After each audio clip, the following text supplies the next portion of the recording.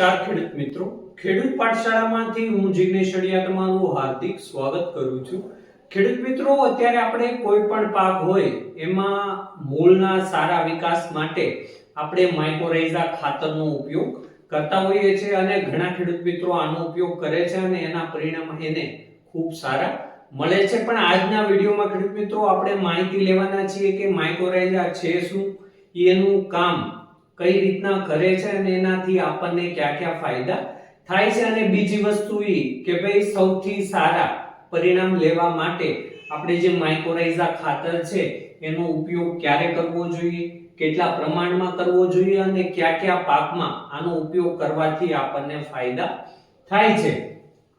તો ખેડૂત મિત્રો, સૌપ્રથમ આપણે વાત કરીએ કે ભાઈ જે આ માઇકોરાઇઝા છે એ છે શું। તો ખેડૂત મિત્રો, આ એક છે એ જૈવિક ફૂગ છે। જ્યારે આપણે કોઈ પણ પાકમાં આપવામાં આવે તો એ જે પાકના મૂળ હોય, માની લો કે આ છોડ છે, આ એના મૂળ છે, તો એ આપણે માઇકોરાઇઝા ખાતર જ્યારે આપીએ ત્યારે એ મૂળની આજુબાજુ એવી રીતના ઘેરાઈ જતું હોય છે અને આનું જે કામ હોય એ આગળ આપણે જોશું કે ભાઈ કઈ રીતના કામ કરે છે, એનાથી આપણને કયા કયા ફાયદા થાય છે। પણ એનો મતલબ એ કે આ એક સહજીવી ફૂગ છે, મતલબ માઇકો એટલે ફૂગ અને રાઇઝ એટલે કે જે મૂળ આવે છે એટલે એ બંને એકબીજા મળી આપણો જે છોડ હોય અને આ જે ફૂગ છે એ બંને મળીને બંનેનું જીવન ગુજારતા હોય છે અને બંનેને એકબીજા તરફથી ફાયદા થતા હોય છે। તો ખેડૂત મિત્રો, હવે વાત કરીએ કે ભાઈ આ જે માઇકોરાઇઝા જે ફૂગ આવે છે એ કઈ રીતના કામ કરે છે અને આપણને એનાથી શું ફાયદો થાય છે। તો ખેડૂત મિત્રો, આપણે જ્યારે પણ માઇકોરાઇઝા ખાતર આપીએ, માન લો કે આપણે આગળ વાત કરી કે ભાઈ આ જે માઇકોરાઇઝા ખાતર છે જ્યારે આપવામાં આવે તો ધીરે ધીરે જ્યારે આપણા પાકના મૂળનો વિકાસ થાય એ પછી ધીરે ધીરે આ જે ફૂગ છે એ મૂળની અંદર ગળી અને એનો પછી વિકાસ થતો હોય છે અને જે આ મૂળનો ઘેરાવો હોય જેમાં આપણે માઇકોરાઇઝા ખાતર આપવામાં ન આવે એના મૂળનો વિકાસ આવી રીતના હોય છે। પણ જ્યારે આપણે માઇકોરાઇઝા ખાતર આપવામાં આવે તો એ જે મૂળનો ઘેરાવો છે એ વધી જતો હોય છે। એના કારણે આપણને ફાયદો પહેલો તો એ થાય કે જે આપણા જે જમીનમાં પડેલા ઘણા એવા પોષક તત્વો છે એમાં ખાસ કરીને આપણે જે ફોસ્ફરસ છે જેના માટે આપણે ડીએપી ખાતર નાખીએ છીએ એ આપણે નાખવાની ઓછી જરૂર પડે છે અને આપણી જમીનમાં ઘણો એવો ફોસ્ફરસ રહેલો છે જે અદ્રાવ્ય રૂપમાં છે। તો એના આ જે મૂળનો સારી રીતના વિકાસ થાય તો એ જે દૂર પડેલા જે ફોસ્ફરસના તત્વો હોય એ આરામથી લઈ શકે છે અને બીજા ઘણા એવા સૂક્ષ્મ પોષક તત્વો પણ છે જેમ કે ઝીંક છે, કોપર છે, તો એવા ઘણા બધા સૂક્ષ્મ તત્વો છે એ છોડ આપણો આરામથી લઈ શકે છે। અને બીજો ફાયદાની વાત કરીએ ખેડૂત મિત્રો કે ભાઈ જે આપણો છોડમાં જ્યારે આપણે પાણીની અછત હોય, જ્યારે આપણે પાણીની તાણ પડે ત્યારે જે છોડમાં જે પાકમાં આપણે માઇકોરાઇઝા ખાતર આપેલું હોય એ છોડમાં આપણને તાણ જોવા મળતી નથી। મતલબ એ જે એનો મૂળનો વિકાસ સારી રીતના થયેલો હોય એટલે દૂરથી પર પાણી લઈ શકે છે અને છોડ છે આરામથી આવા ઓછા પાણીની પરિસ્થિતિમાં પણ સારી રીતના રહી શકે છે। અને બીજી વસ્તુ એ ખેડૂત મિત્રો કે આ જે માઇકોરાઇઝા છે, જે માઇકોરાઇઝા ફૂગ છે એ ઘણા પ્રકારની આવતી હોય છે કે અમુક જે માઇકોરાઇઝા હોય એ મૂળની અંદરની રહીને કામ કરતી હોય છે અને ઘણી બધી માઇકોરાઇઝા એવી પણ હોય છે જે મૂળની બહાર રહીને કામ કરે છે। પણ આપણે આજે અત્યારે માર્કેટમાં મળે છે એ બધી વધારે પડતી એવી છે કે જે મૂળની અંદર રહીને કામ કરતી હોય છે, જેમાં અત્યારે આપણે આ જે વામ આવે છે, આ જે માઇકોરાઇઝા જે ખાતર આવે છે અથવા AMF મતલબ જે અર્બોસ્ક્યુલર માઇકોરાઇઝા જે ફંજાઈ આવે છે એ વધારે પડતી એવી છે કે જે મૂળની અંદર રહીને કામ કરે છે। એટલે જ્યારે પણ આપણે અમુક જે કેમિકલ વાળા જે ખાતરો છે એ આપણે એની સાથે પણ આનો ઉપયોગ કરવામાં આવે તો એ આપણને ઓછો વાંધો પડે છે। એટલે આ જે ફૂગ છે એને ઓછું નુકસાન થાય છે કેમ કે આનું કામ જ એ છે કે ભાઈ જ્યારે મૂળનો વિકાસ થાય ત્યારે એ ધીરે ધીરે મૂળની અંદર જતી રહેતી હોય છે અને એમાં એનું જે જીવન છે એ ગુજારતી હોય છે. હવે ખેડૂત મિત્રો આગળ વાત કરીએ કે ભાઈ આ આપણે કયા પાકમાં આપવું જોઈએ, કેટલું આપવું જોઈએ અને સૌથી સારા રિઝલ્ટ લેવા માટે આપણે એને ક્યારે આપવું જોઈએ, કેમ કે એ મહત્વની વસ્તુ છે કે આપણે માઇક્રોરાઇઝા ખાતર છે એ આપણા પાકમાં ક્યારે આપીએ છીએ.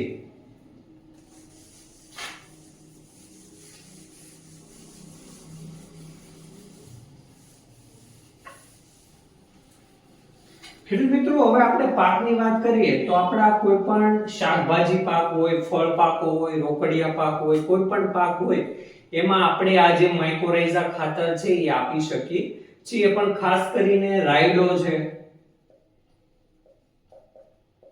કોબી છે,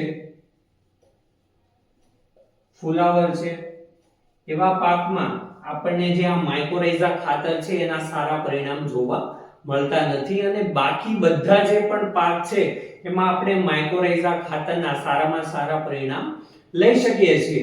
અને આપણે ઈ છે કે ભાઈ ક્યારે આપવું જોઈએ. મેઈન મહત્વની વસ્તુ ઈ છે કે ભાઈ માઇક્રોરાઇઝા ખાતર જ્યારે પણ આપણે લાવીએ છીએ ત્યારે કઈ અવસ્થામાં આપણે આપવામાં આવે તો આપણને સૌથી વધારે ફાયદા થાય.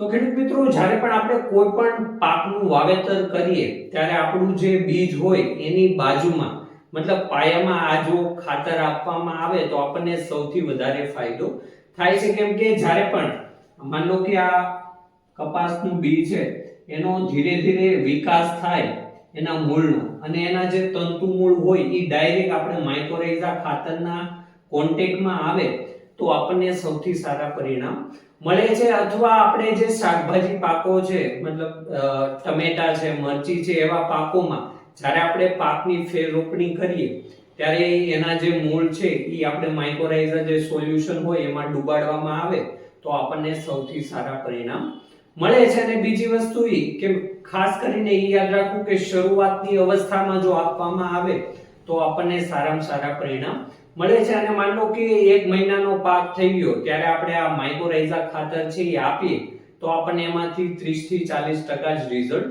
મળતું હોય છે.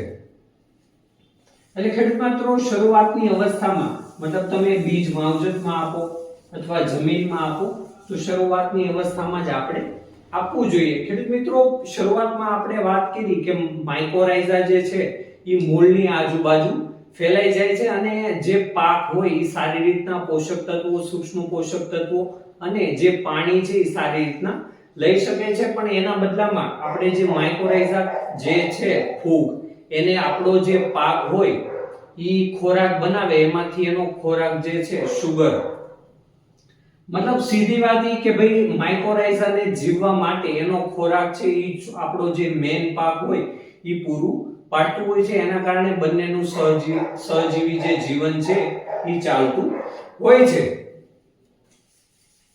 હવે ખેડૂત મિત્રો જ્યારે પણ આપણે આ જે માઇક્રોરાઇઝા ખાતર આપણે આપીએ ત્યારે અમુક વસ્તુનું આપણે ધ્યાન રાખવું ખાસ જરૂરી છે કે જ્યારે પણ આપણે શરૂઆતની અવસ્થાએ માઇક્રોરાઇઝા ખાતરનો ઉપયોગ કરીએ પછી એના 8 થી 10 દિવસ પછી એવા જે કેમિકલ વાળા ખાતરો છે એનો ઉપયોગ કરવો જોઈએ. અને જો તમે ઉપયોગ કરો છો તો બને ત્યાં સુધી ધ્યાન એ રાખવું કે આપણે ઓછા પ્રમાણમાં ઉપયોગ કરીએ. અને એમાં પણ ખાસ કરીને જે ફોસ્ફરસ વાળા ખાતરો છે જેમ કે ડીએપી છે તો એવા ખાતરનો આ ફૂગ સાથે આપણે ઓછો ઉપયોગ કરવો જોઈએ. કેમ કે જે જમીનમાં ફોસ્ફરસનું પ્રમાણ વધારે હશે એમાં આજે માઇક્રોરાઇઝા ખાતર છે એના આપણે સારા પરિણામ જોવા મળતા નથી. એટલા માટે ખાસ ધ્યાન રાખવું કે જે બે ફોસ્ફરસ વાળા ખાતરો છે એની સાથે આપણે માઇક્રોરાઇઝા ખાતર છે એ સારી રીતના પરિણામ આપતું નથી અથવા ફોસ્ફરસ વાળા ખાતરનો ઉપયોગ ઓછો કરવો જોઈએ. અને બીજી વસ્તુ એ કે જ્યારે પણ આપણે આ જે માઇક્રોરાઇઝા છે એ આપીએ જમીનમાં એ પછી ભેજનું હોવું ખૂબ જ અગત્યનું છે. કેમ કે જ્યારે પણ આપણે આ ફૂગ નાખીએ જમીનમાં એ પછી એને ભેજ મળે તો જ એક્ટિવ થાય છે અને એનું કાર્ય શરૂઆત કરે છે. અને બીજી વસ્તુ ખાસ એ કે ખેડૂત મિત્રો આ જે ફૂગ છે એ જ્યારે કોઈ મૂળના કોન્ટેક્ટમાં જ્યાં સુધી નહીં આવે ત્યાં સુધી એનું કામ ચાલુ થતું નથી. એટલે શરૂઆતની અવસ્થામાં જો આપણે આ ખાતર આપવામાં આવે અને એના જ્યારે તંતુ મૂળ નાના નાનાનો વિકાસ થાય ત્યારે જે એનું જે કામ છે એ ચાલુ કરતું હોય છે. અને બાકીની જગ્યાએ આ જે માઇકોરાઇઝા ફૂગ છે એ સુસુપ્ત અવસ્થામાં રહેતી હોય છે. તો ખેડૂત મિત્રો આ થઈ કે ભાઈ માઇકોરાઇઝા વિશે કે ભાઈ આપણે ક્યારે આપવું જોઈએ, કેટલા પ્રમાણમાં આપવું જોઈએ એ વાત કરીએ તો ખેડૂત મિત્રો આને આપણે 4 કિલો પ્રતિ એકર મુજબ આપવું જોઈએ. અને એમાં પણ આપણે અલગ અલગ પ્રકારના જે માઇકોરાઇઝા ખાતર છે એ આવતા હોય છે અને એમાં પણ આ જે માઇકોરાઇઝા ફૂગની સંખ્યા છે એના ઉપર આધાર રાખે છે કે ભાઈ આપણે એનો ડોઝ કેટલો રાખવો. પણ ખાસ કરીને જે આવે છે એ આપણે 4 થી 5 કિલો પ્રતિ એકર મુજબ આપતા હોઈએ છીએ. અને માન લો કે બીજ માવજત કરીએ તો આપણે 1 લીટર પાણીમાં 10 ગ્રામ જે આ માઇકોરાઇઝા ફૂગ આવે એ નાખીને આપણે બીજ માવજત કરતા હોઈએ છીએ. પણ ખાસ વસ્તુનું ધ્યાન એ રાખવું કે બધા જે ખાતર અલગ અલગ આવે એમાં આ જે ફૂગની સંખ્યા છે એ અલગ અલગ હોય છે. એટલે બધા કંપની પ્રમાણે આનો ડોઝ બદલતો હોય છે. પણ સીધી વાત એ કે ભાઈ માઇકોરાઇઝા જે ફૂગ છે એ જ્યારે મૂળના કોન્ટેક્ટમાં આવે, મૂળની સાથે આવે ત્યારે જ એનો વિકાસ થાય છે. અને બીજી વસ્તુ એ ધ્યાન રાખવું કે ભાઈ આપણે જે ફોસ્ફરસ વાળા ખાતર છે એની સાથે આ જે માઇકોરાઇઝા છે એનો ઓછો ઉપયોગ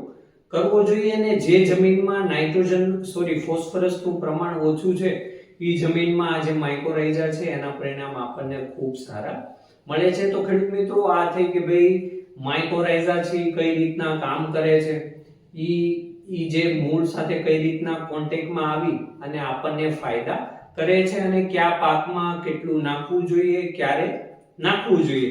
તો ખેડૂત મિત્રો વિડીયોમાં માહિતી પસંદ આવી હોય તો વિડીયોને લાઈક કરો, શેર કરો અને આવી જ ખેતીને લગતી માહિતી માટે આપણી ચેનલને સબસ્ક્રાઇબ કરો. ફરી મળીશું એક નવા વિડીયો સાથે. જય જવાન, જય કિસાન.